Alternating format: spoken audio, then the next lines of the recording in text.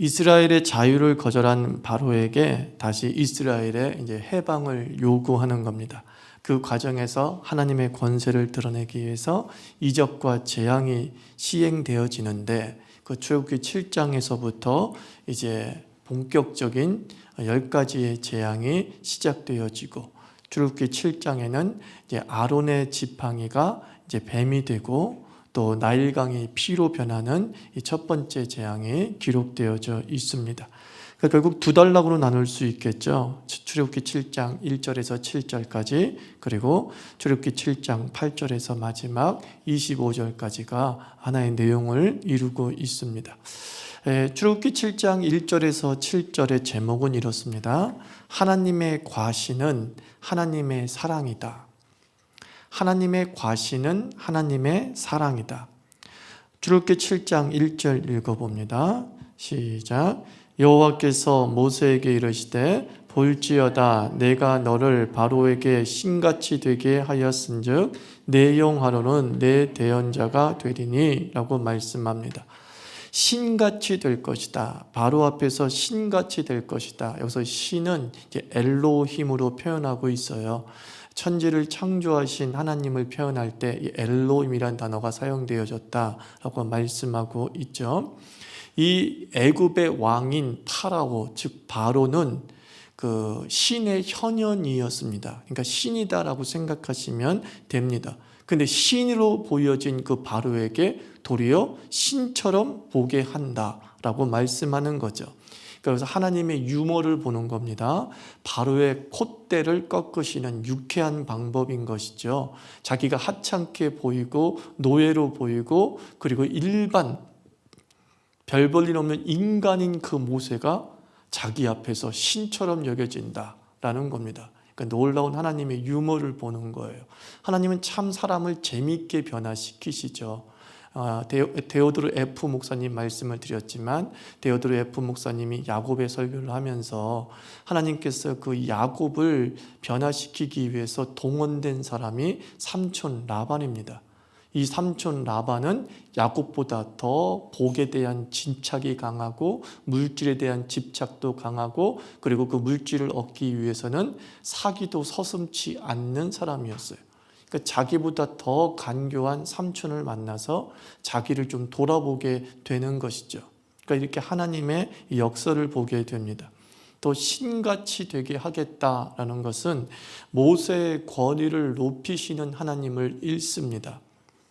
우리가 권위는 두 가지 모습으로 세워질 수 있어요. 스스로 세우는 권위가 있고 높여주는 권위가 있습니다. 스스로 세우는 권위는 우리가 자기가 맡은 역할에 대한 실력을 키우게 될 때 그 속에서 권위가 나오게 됩니다.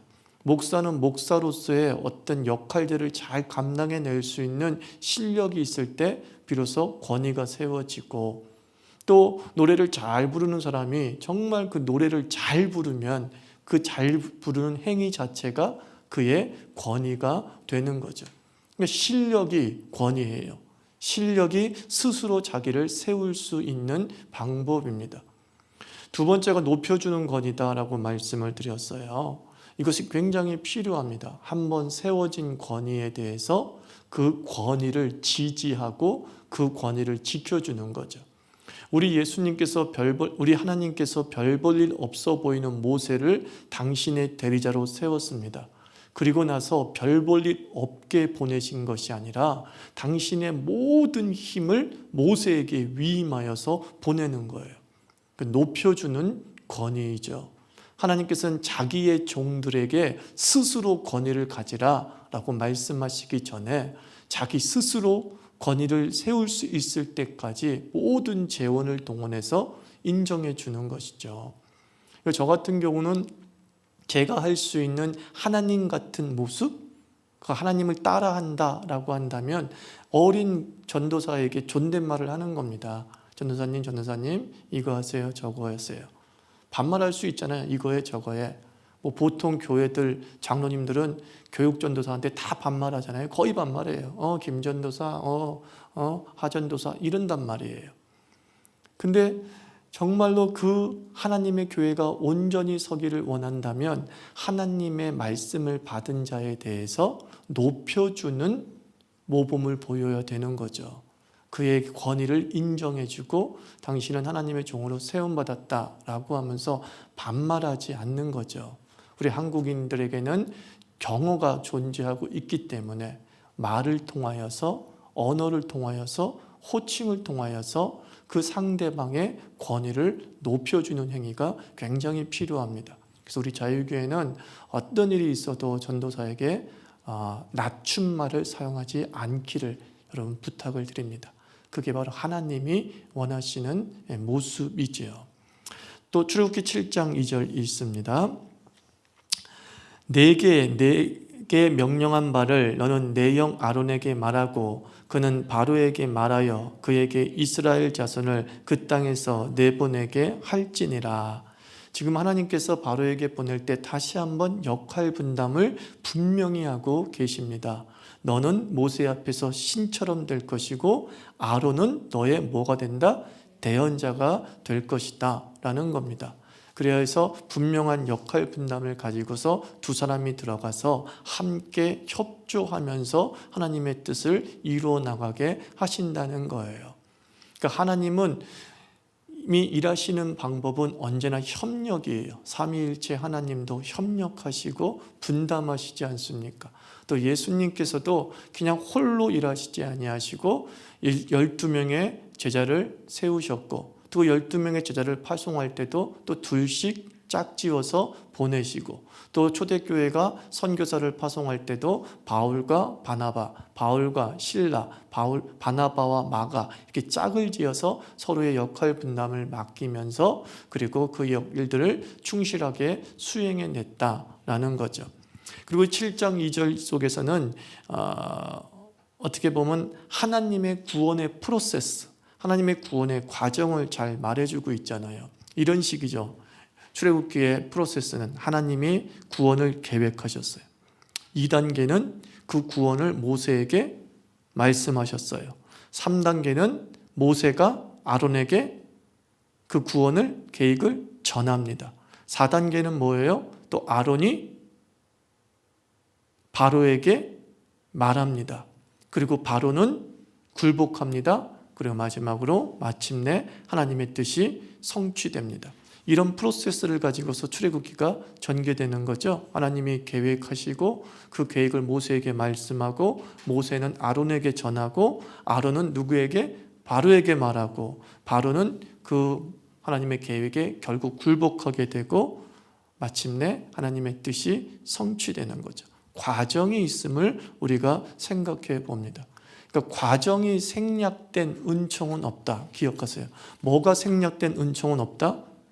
과정이 생략된 은총은 없다는 거예요. 하나님의 모든 계획은 자신이 창조한 시간의 프로세스를 통하여서 성취되게 되는 거예요.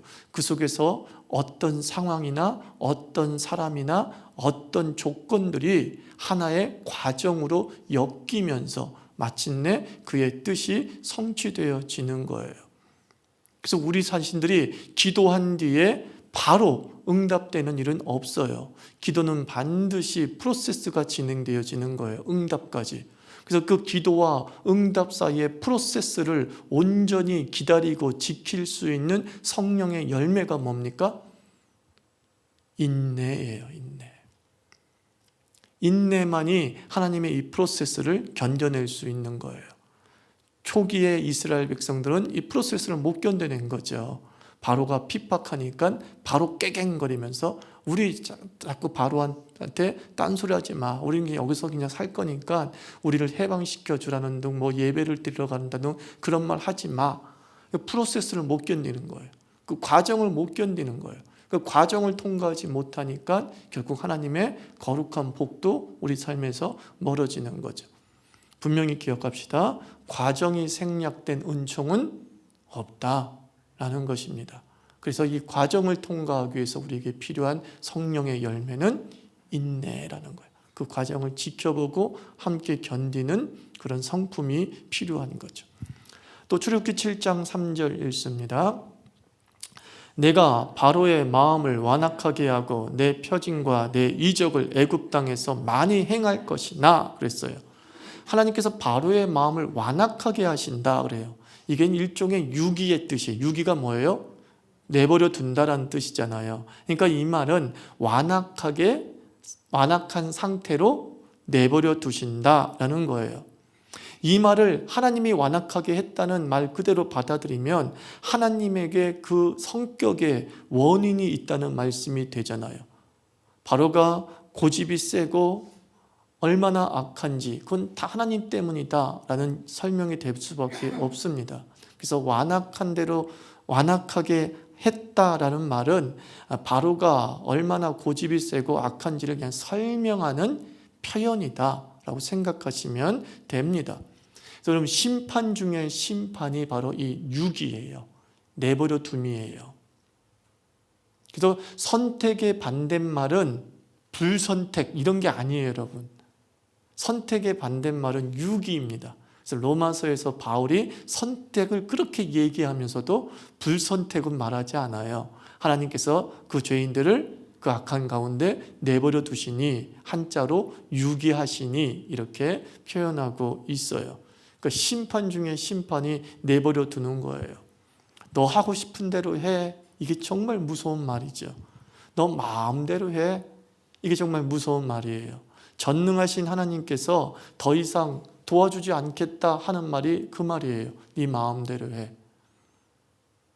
하나님은 우리를 위해서 전능하시다라고 말씀을 드렸죠.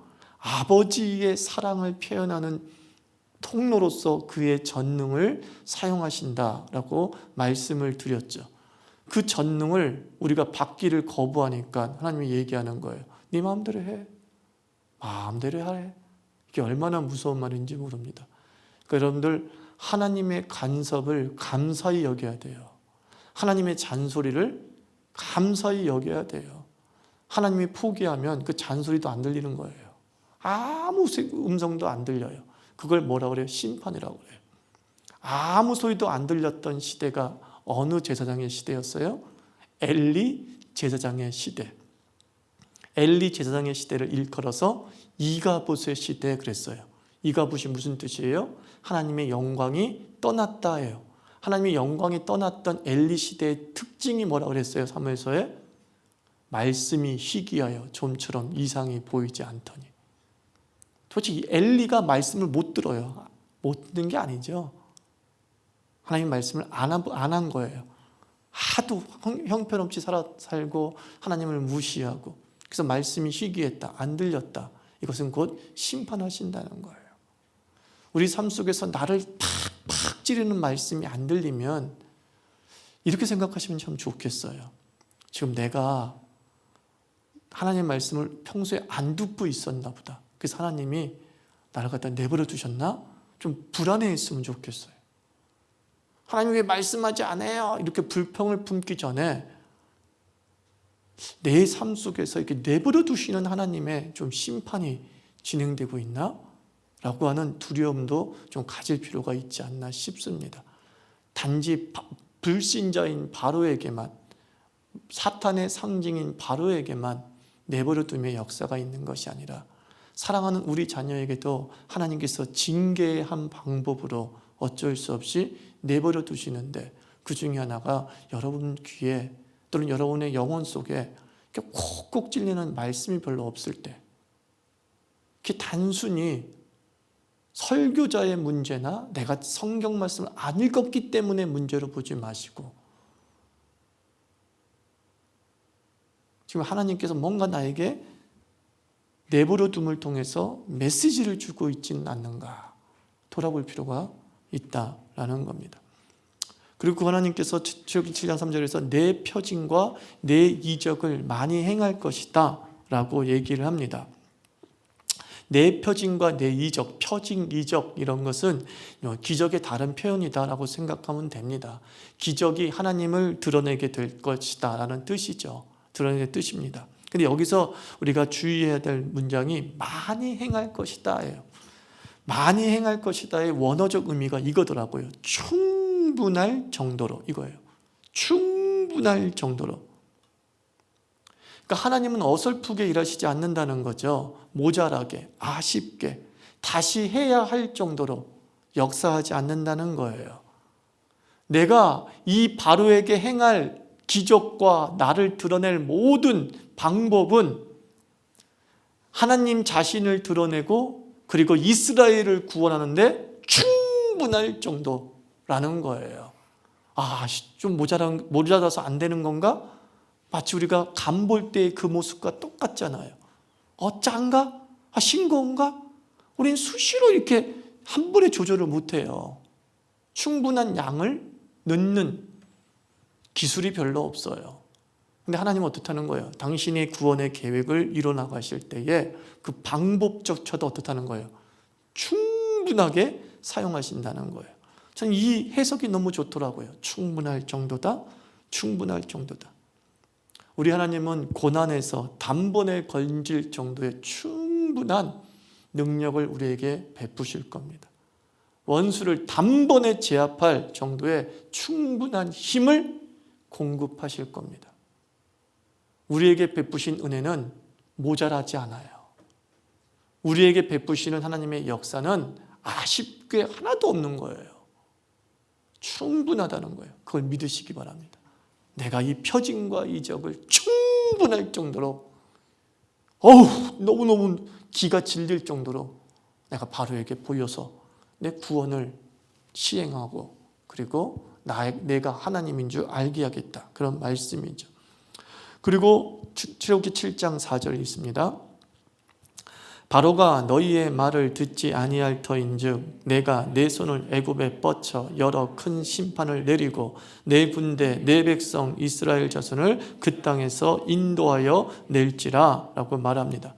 여러 큰 심판은 우리 이전에 읽었던 개역성경, 우리가 읽었던 개역성경에는 재앙으로 의역되어져 있죠. 근데 단어적 의미는 심판, 그러니까 새롭게 번역된 것이 맞게 번역되는데 전 다 똑같다고 봐요. 똑같다고 보는데 이 바로에게 내가 심판을 하리라, 내가 바로에게 재앙을 내리라. 근데 우리가 앞으로 이렇게 살펴보겠지만 기적이 어떤 이들에게는 은총이고 어떤 이에게는 재앙이 된다는 것을 이 출애굽기를 통해서 살펴보게 되지 않습니까? 하나님이 재앙을 내리는데 그 재앙이 모든 사람의 재앙이 아니라 어떤 일부의 재앙이죠. 그리고 재앙처럼 보였던 것이 어떤 이에게는 뭐였어요? 은총이었다라는 것을 이 출애굽기를 통해서 우리가 살펴보게 되지 않습니까? 그러니까 기적이 어떤 이에게는 은총이 되고 기적이 어떤 이에게는 재앙이 되는 거예요. 내 삶 속에 놀라운 일들이 뭔가 벌어지는데 그 놀라운 일들이 나의 삶을 구렁에 떨어뜨리기도 하고 나의 삶을 구렁에서 건져내기도 한다는 거죠. 기적이 은총이 되느냐, 기적이 재앙이 되느냐, 출애굽기만을 가지고서 얘기한다면 재앙과 은총을 가르는 우리 인간의 행위가 있더라고요.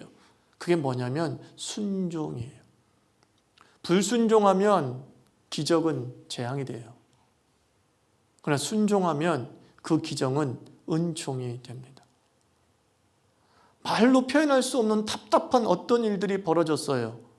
근데 순종한 자에겐 그게 기적이 되고 은총이 되지만 불순종한 자에게는 자기가 표현한 그대로 답답한 일이 되고 많은 거예요. 동일한 상황 속에 살아가고 있는데, 불경기라고 하는 동일한 상황 속에서 살아가고 있는데 어떤 이는 불경기가 은총이라고 얘기하고 어떤 이는 불경기가 말 그대로 불경기가 되어버려요. 저는 이것이 순종의 여부에 달려있다고 봐요. 하나님의 말씀과 분명하게 뚜렷하게 드러낸 그 말씀에 우리가 어떻게 응답하며 살고 있는가? 마음이 강팍하여져서 자기 생각대로만 살려고 하는 자에게는 동일한 조건 속에서 그것이 부정적으로 작용할지 모르겠지만 하나님의 말씀에 순종하려고 하고 그 속에서 하나님의 뜻을 찾으려고 하는 겸손한 마음으로 살아가는 사람 속에서는 동일한 그 조건 속에서 은총을 누리게 된다. 이게 출애굽기 하나만을 가지고서 하나님이 베푸신 초자연적 역사에 서로 다른 해석이 될 수 있습니다. 이스라엘 자손에 대한 하나님의 표현은 이겁니다. 이 이스라엘 백성은 내 군대요 내 백성이라고 표현하고 있지 않습니까? 이 백성이라는 단어가 계급 호칭이죠. 여러분 아시겠지만 조선시대에는 양반이 아닌 일반인, 그러니까 뭐 상놈들 빼놓고 일반 평민들을 이제 백성이라고 했죠. 그러니까 백성이라는 단어에는 굉장히 그 왕정제의 단어이죠. 그래서 계급제가 그 속에 담겨져 있는 사실 단어가 백성이에요. 백성. 내 백성, 이거는 이제 히브리어로 암미라고 하죠. 암미. 우리 많이 들었죠. 호세아서에 보면은 내 백성이 아니요. 그래서 애 이름을 지을 때 암미라 하라 그러지 않습니까? 그게 바로 내 백성이란 뜻입니다. 그래서 로자 붙이면 낫이란 뜻이라서 로암미, 내 백성이 아니다. 아마 이 말씀 기억할 겁니다. 그래서 내 백성이라고 주님께서 이렇게 표현을 하셨어요. 그것은 무슨 뜻이냐면은 하나님 나라와 그리고 그 왕이신 하나님을 드러내는 의미다라고 생각하시면 됩니다. 이게 백성이라는 게 왕정제도 속에서 쓰여지는 용어라고 한다면 하나님께서 백성이라고 표현했을 때에 하나님은 누구라는 거예요? 왕이라는 거예요. 그래서 애굽의 바로 왕에게 얘기하는 거예요. 네 백성이 아니야 인간아. 저들은 내 백성이야. 그리고 내가 하나님이고 내가 이 세상의 왕이야 라는 것을 이 짧은 단어 속에서 하나님께서 계시하고 있는 거죠.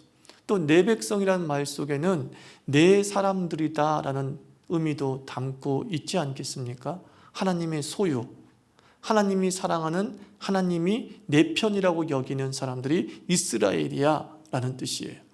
그러니까 하나님은 자기의 사람들을 뭐라고 불러요? 내 사람.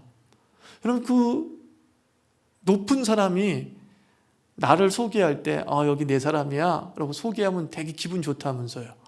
굉장히 자기가 높은 사람이 된 것 같고 그 모든 권세를 획득한 것처럼 보이잖아요. 근데 하나님께서 세상 앞에서 우리를 소개할 때에 별볼일 없는 놈이야 이렇게 소개하지 않아요. 내 사람이야 이래요. 바로는 이스라엘 사람들을 노예야 이렇게 얘기하는데 얘네는 그냥 짐짝이야 이렇게 얘기하는데 하나님은 그렇게 얘기 안 해요. 내 사람이야. 얼마나 좋아요. 내 사람이야. 내 사람이야. 굉장히 하나님의 애정이 담겨져 있는 표현이에요. 내 백성이야. 내 사람이야. 내 사람이야. 더군다나 그 내 사람을 또 이렇게 표현해요. 내 군대야. 이렇게 해요. 애굽은 이스라엘 민족을 노예, 무능력하게 보고 여기는 사회였어요. 그런데 하나님은 이렇게 얘기해요. 노예가 아니라니까. 얘네들은 무능력자가 아니라니까. 얘네들은 군대야. 내 사람들은 전사야. 너희들이 함부로 대할 존재가 아니야. 그러니까 매우 자랑스러워하시는 하나님의 마음이 읽혀지는 거죠. 내 백성이야 라는 곳에서는 하나님의 사랑이, 애정이 팍 담겨져 있고 내 군대야 라는 이 말 속에는 하나님의 자랑스러움이 담겨져 있는 거죠. 저는 이걸 읽으면서 그런 생각이 들어요. 하나님의 그 마음처럼 내가 그렇게 살아가고 있는가? 내 사람이야 라고 사랑을 표현하고 계시는데 난 정말 사랑스러운가? 내 군대야 라고 자랑스러워하는데 난 정말 하나님이 자랑스러워할 만한 그런 멋진 크리스찬인가? 이렇게 돌아보게 됩니다. 여기서 은혜가 작용을 해. 나는 참 보잘것없어. 근데 나를 사랑하셔. 날 또 이렇게 보면 참 나는 자랑할 것이 없어. 근데 나를 자랑스러워해. 그걸 뭐라 그래요? 은혜. 은혜. 우리가 아직 원수 되었을 때, 우리가 아직 죄인 되었을 때, 우리가 아직 연약할 때 하나님께서 독생자 예수 그리스도를 죽으심으로 우리에 대한 자기의 사랑을 확증하셨으니. 로마서 5장의 말씀. 얼마나 멋져요. 자유교회는 내 교회야. 그렇게 얘기하세요. 거기서 엄청 애정이 싹 트는 거죠. 우리 박원주 권사님은 내 교인이야. 이랬을 때 내 교인이야? 자랑스러움이 저한테 뿌듯하게 담기는 거죠. 그 나의라고 하는 것이 이기적인 모습이 아니라 우리의 사랑과 그들에 대한 자랑스러움을 표현하는 단어로 사용되어졌을 때 이게 얼마나 은혜가 되는지 모릅니다. 출애굽기 7장 5절. 내가 내 손을 애굽 위에 펴서 이스라엘 자손을 그 땅에서 인도하여 낼 때에야 애굽 사람이 나를 여호와인 줄 알리라 하시매. 자 보세요. 하나님께서 이 올라온 기적들을 행사하는 이유가 뭐라 그래요? 그들이 여호와인 줄 알리라. 애굽 사람들이 여호와인 줄 알리라. 그러니까 하나님의 기적은 일종의 무력 시위잖아요. 무력 시위, 힘을 보여주는 행위잖아요. 근데 하나님께서 그 무력 시위를 하는 목적 두 가지가 뭐냐? 첫째로 여호와가 참 하나님임을 알게 하고자 하며, 둘째가 뭐예요? 하나님의 백성을 구원하시는 역사 속 개입이란 말이에요. 이 무력 시위, 이 기적이라는 건 무력 시위인데, 그래서 하나님의 자기 계시는, 하나님의 무력 시위는 자기만을 위한 가시가 아니다라는 걸 7장 5절이 보여주는 거예요. 그냥 하나님은 나만 하나님이야 라는 걸 보여주려고, 하나님의 존재만 알리려고 이 대단한 기적들을 행하시는 게 아니라, 그 기적이 있은 뒤에야 이 애굽 사람이 누구를 해방시켜요? 이스라엘 민족을 해방시키잖아요. 그래서 하나님의 무력시의 목적은 사실은 나를 여호와인 줄 알리라 라고 하는 것이 첫 번째 목적은 아닌 거예요. 하나님이 여호와인 줄 알아야지만, 하나님만이, 여호와만이 참신인 줄 알아야지만 결국 바로가 누구를 보낸다는 거예요? 이스라엘을 보낸다는 거예요. 이 구원과 꼭 연결되어져 있는 거예요. 하나님이 자기만 드러내려고 하는 목적으로 자기의 능력을 드러내는 경우는 한 번도 없다는 거예요. 여호와인 줄 알리는 이유는 그로 말미암아 많은 힘들고 어려워하는 자들이 해방되어지고 구원받기 때문이다라는 거예요. 명품 두르고 다니는 사람들이 있습니다. 이유가 뭐예요? 돈 자랑, 자기 자랑이 대부분 사람들 그렇잖아요.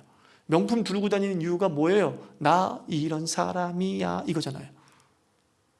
나 자랑하고 나 가진 거 자랑하려고 명품 입잖아요. 그런데 우리 일제시대 안창호 선생님의 전기를 한번 읽어보세요. 안창호 선생님이 미국으로 유학 가서 그 젊은 날 농장에서 일하면서 공부하고 독립운동했잖아요. 근데 농장에 출근할 때 안창호 선생님은 항상 양복을 입고 출근했대잖아요. 그 비싼 양복을 미국에서 맞춰가지고 딱 한 벌 꼭 양복을 입고 출근했대. 이유는 단 하나예요. 대한 사람의 자긍심을 보여주기 위해서. 이거였어요. 그분이 슈트를 입는 이유는 내가 돈 많아 이게 아니에요. 나로 말미암아 대한 사람이 무시당할까 봐 염려돼서, 대한 사람의 자존심을 위해서 그 농장에, 일복을 입고 가야 될 농장에 슈트를 딱 입고 가셨대잖아요. 그래서 농장에서 찍은 사진에 슈트 입은 모습으로 사진 찍은 게 있잖아요. 그의 후손들이 그 사진 기증했잖아요. 그 정신이에요. 그게 바로 하나님 마음이다라는 거죠. 더 도덕적으로 살았대죠. 안창호 선생님은 대한 사람이 고급의 문화와 도덕을 갖춘 민족임을 드러내기 위해서, 나 하나의 문제가 아니라는 거예요. 그래서 과시하는 게 아니라 모범을 보이면서 살았죠. 여러분, 우리가 힘을 사용하십시오. 왜? 먹든지 마시든지 무엇이든지 하나님의 영광을 위해서 하는 거예요. 깔끔하게 입으십시오. 왜요? 내 크리스찬으로서 하나님의 복받은 존재라는 것을 세상에 보여주고 싶어서 면도도 하는 겁니다. 깔끔하게. 왜요? 나는 이렇게 내 생활을 단정하게 살고 있어. 왜? 나는 예수 믿는 사람이기 때문에. 이거예요. 내가 돈이 있어. 내가 패셔너블한 사람이야. 내가 디자인에 민감한 존재야. 이걸 보여주려고 하는 것이 아니에요. 옷 하나 속에서도 일종의 시위가 있는 거예요. 보여줌, 데몬스트레이션이 있어야 된다. 이거죠. 하나님께서 10가지의 데몬스트레이션을 통해서, 무력 시위를 통하여서 여호와인 줄 알리라, 그리고 반드시 내 백성을 구원해낼 것이다 라는 의지가 담겨져 있어요. 또 6장과 7절 한번 읽어봅니다. 모세와 아론이 여호와께서 자기들에게 명령하신 대로 행하였더라. 그들이 바로에게 말할 때에 모세는 80세였고 아론은 83세이었더라. 시험에 나올 만한 문제죠. 자, 두 번째 단락은 출애굽기 7장 8절에서 우리 13절입니다. 8절 봅니다. 8절부터 13절인데 8절부터 13절 다 읽어야 되지만 다 읽어봅시다. 8절부터 13절 시작. 여호와께서 모세와 아론에게 말씀하여 이르시되 바로가 너희에게 이르기를 너희는 이적을 보이라 하거든 너는 아론에게 말하기를 너의 지팡이를 들어서 바로 앞에 던지라 하라. 그것이 뱀이 되리라. 모세와 아론이 바로에게 가서 여호와께서 명령하신 대로 행하여 아론이 바로와 그의 신하 앞에 지팡이를 던지니 뱀이 된지라. 바로도 현인들과 마술사들을 부르매 그 애굽 요술사들도 그들의 요술로 그와 같이 행하되 각 사람이 지팡이를 던짐에 뱀이 되었으나 아론의 지팡이가 그들의 지팡이를 삼키니라. 그러나 바로의 마음이 완악하여 그들의 말을 듣지 아니하니 여호와의 말씀과 같더라 그랬어요. 단어 하나하나 살펴보면 이제 뱀이 될 것이다 라고 했을 때 이 뱀이 히브리어로 표현하는 단어가 세 가지가 있대요. 뱀을 표현하는 단어가. 근데 여기서는 탄닌이라는 단어를 사용했다는 거예요. 뭐 괴물, 욥기에 나오는 리워야단 이렇게 번역되어지는데 학자들은 동물계로 찾다 보면 코브라일 가능성이 있다라고 얘기해요. 코브라가 뭐냐면은 영화 보셨을 거예요. 바로의 왕관에 붙여진 형상이죠. 바로의 왕관에는 이 코브라 형상 이렇게 돼가지고 붙어져 있잖아요. 그러니까 이제 코브라가 일종의 이제 신이죠. 그러니까는 바로에게 또 모멸감을 주는 행위죠.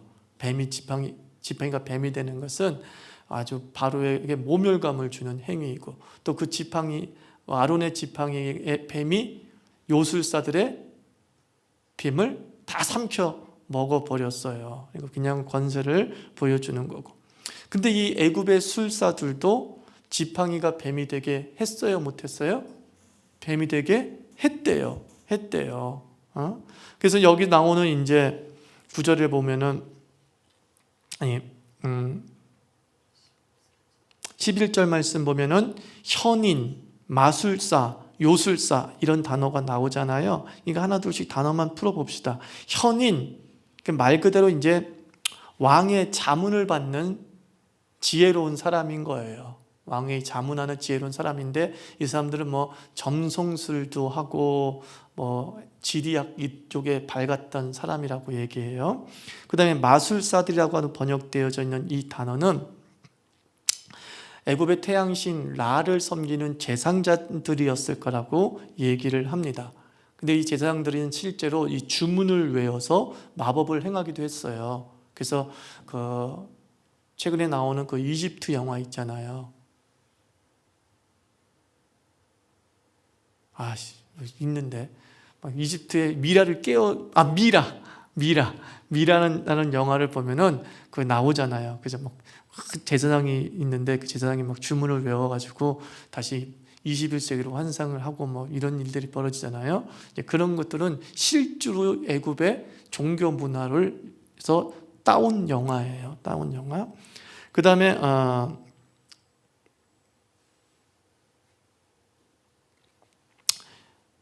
이 마술사들이 이제 주문을 외워 마법을 행하기도 한다라고 얘기를 했잖아요. 근데 이 당시에 이 마술사들의 이름이 무엇이었을까?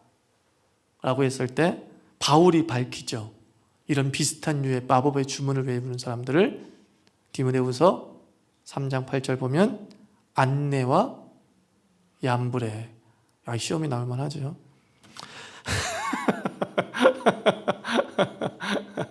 그리고 요술사들이라고 해요. 요술사들. 이거는 이제 일종의 이 사람 예언자 그룹이 아니었겠는가라고 얘기합니다. 숨겨진 신비한 것들을 보고 이제 설명하는 자들이라는 뜻을 가지고 있는데 이들도 뭐 주문이나 마법들을 연구했다는 거예요. 근데 이제 예언자, 신탁을 좀 받아내는 사람들 뭐 이렇게 표현될 수 있겠죠. 여하튼 간에 이렇게 바로의 주변에는 뭐 종교, 정치, 뭐 과학 이런 모든 좋은 탁월한 인재들이 뭐예요? 모여 있었다, 이렇게 설명하면 되는 거예요. 요즘 말로 표현하면 굉장히 재원이 풍성했다는 거예요. 마치 지금 미국의 대통령과 같은 거예요. 미국의 대통령 주변에는 정말 엄청난 재원들이 몰려 있어서 탁탁탁 말하면은 탁탁 답이 나오잖아요. 그래서 옛날에 재밌는 얘기가 있잖아요. 레이건 대통령이 시대 알죠? 레이건, 미국의 레이건 대통령이 있고 영국에는 대처 수상이 있었던 시절, 80년대 중반, 80년대 초반 시절에 레이건이 그렇게 무식했대요. 예를 들면 대처가 표현하는 거예요. 뭐 얘기를 하면 모른다는 거예요. 그런데 레이건이 대단한 건 뭐냐? 레이건은 노하우는 모른다. 그 자기가 어떻게 말해야 될지 답은 모른다는 거예요. 근데 레이건은 노웨어에 탁월했다. 그것을 누구에게 물어야 되는지 알았다는 거예요. 자기 많은 참모 중에서 이 부분은 국방장관한테, 이 부분은 뭐 외교부 장관한테, 노웨어, 누구에게 물어야 될지를 명확하게 알았다. 그러나 더 복은 뭐예요? 그 물으면 답이 나오는 재원을 가지고 있다는 게 크게 복 중에 복 아니겠습니까? 물으면 답이 나오는 사람도 있는 거야.